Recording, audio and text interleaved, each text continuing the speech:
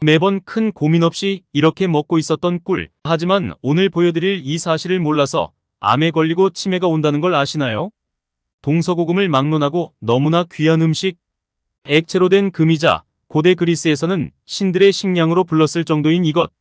바로 인류 역사상 가장 오래되고 가장 완벽한 슈퍼푸드, 꿀입니다. 특히 술을 마신 다음날 꿀물은 온 국민이 알고 계시는 천연 숙취 소재로 유명하죠.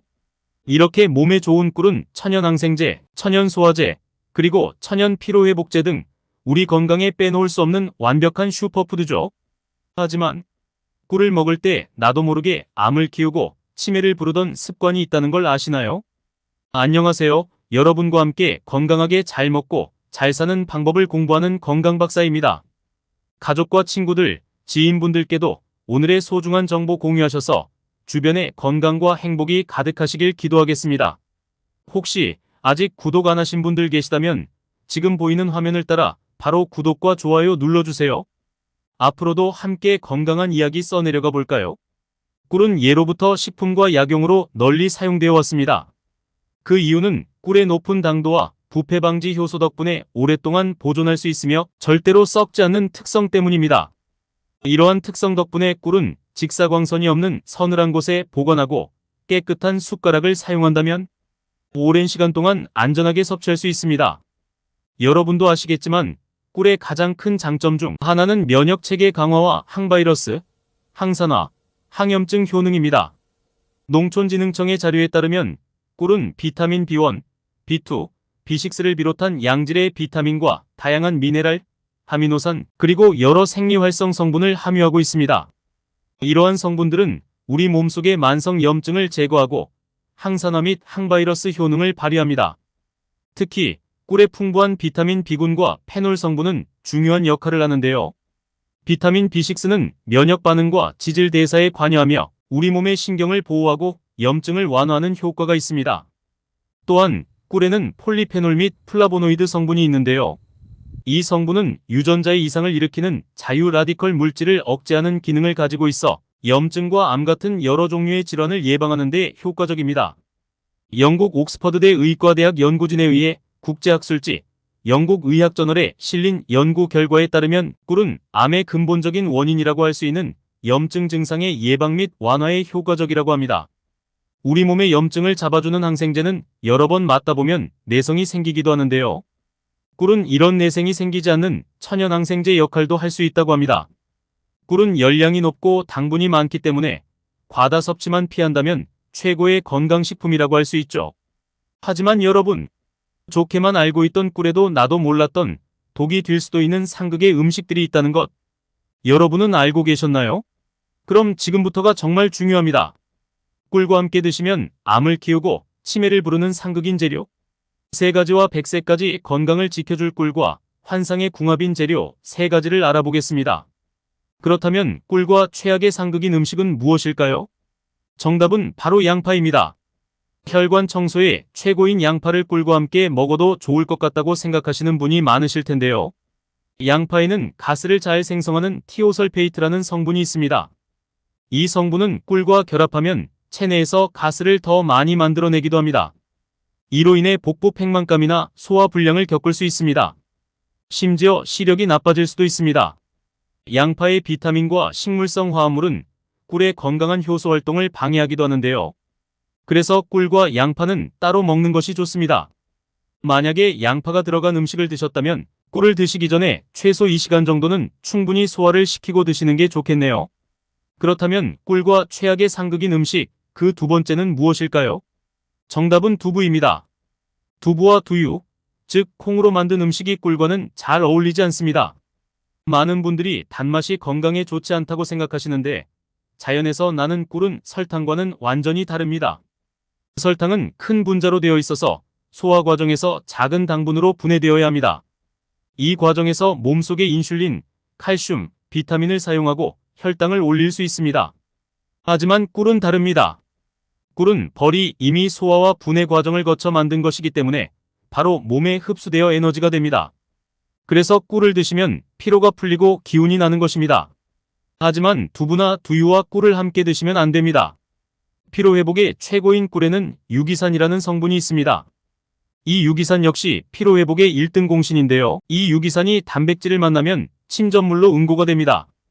콩으로 만든 음식에는 단백질이 많은데 꿀에 있는 유기산과 만나면 침전물이 되는 것이죠.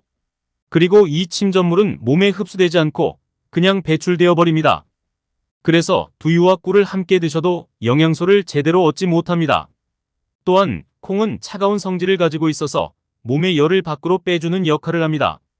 반면에 꿀은 따뜻한 성질을 가지고 있어서 이 둘이 만나면 소화에 문제를 일으키는 것이죠. 그래서 두부나 두유는 꿀과 따로 드시는 것이 좋습니다. 마지막으로 꿀과 최악의 상극인 음식, 그 세 번째는 무엇일까요? 정답은 홍차입니다. 홍차나 감처럼 탄닌이 풍부한 음식이 꿀과는 잘 어울리지 않습니다. 홍차를 오래 우리거나 잘 익지 않은 감을 드시고 떫은 맛을 느껴보신 적 있으신가요? 그 떫은 맛의 원인은 바로 탄닌입니다. 탄닌은 폴리페놀의 한 종류로 우리 몸속에서 활성산소를 제거해주는 놀라운 항산화 성분입니다. 이 성분은 세포의 노화를 막고 혈관과 몸속의 노폐물을 제거해줍니다. 하지만 꿀과 함께 드시면 안 됩니다. 꿀에는 철분과 같은 무기질이 풍부한데 이 철분이 탄닌과 만나면 탄닌산철이라는 물질로 변합니다. 탄닌산철은 몸속에 흡수되지 않고 배출되어 버리기 때문에 꿀과 탄닌이 풍부한 음식을 함께 드시면 영양소를 제대로 얻지 못합니다. 그러니 꿀과 홍차나 감은 따로 드셔야 합니다. 혹시 꿀차를 타서 드실 때 뜨거운 물에 타서 드시나요?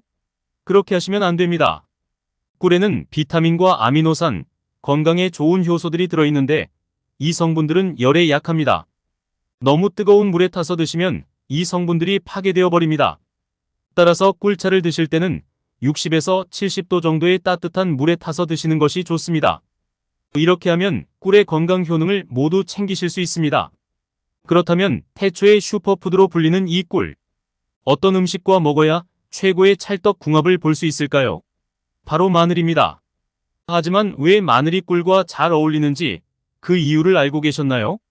마늘은 타임즈가 선정한 세계 10대 슈퍼푸드 중 하나입니다. 특히 면역력 강화에 탁월한 효과가 있는데요. 이는 마늘 속 알리신이라는 핵심 성분 덕분입니다. 알리신은 항균 작용이 뛰어나 병균의 침투를 막아줍니다. 또한 강력한 살균력으로 대장균이나 곰팡이균 같은 유해균을 제거하는 데 효과가 좋죠. 마늘은 미국 국립암연구소가 선정한 항암식품 1위로 간암, 폐암, 대장암 등 다양한 암을 억제하는 데도 상당한 효과가 있습니다. 마늘 성분 중 유기성 게르마늄, 셀레늄 등이 특히 암 억제와 예방에 좋고 식도암, 유방암, 위암, 간암의 항암 작용 효능이 입증되었습니다.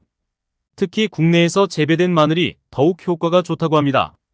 게다가 마늘은 뇌를 보호하는 효능이 있습니다. 마늘엔 항산화 성분이 풍부해서 면역체계의 균형을 유지시켜주고 치매, 알츠하이머와 같은 퇴행성 뇌질환으로부터 뇌를 보호해준다고 합니다.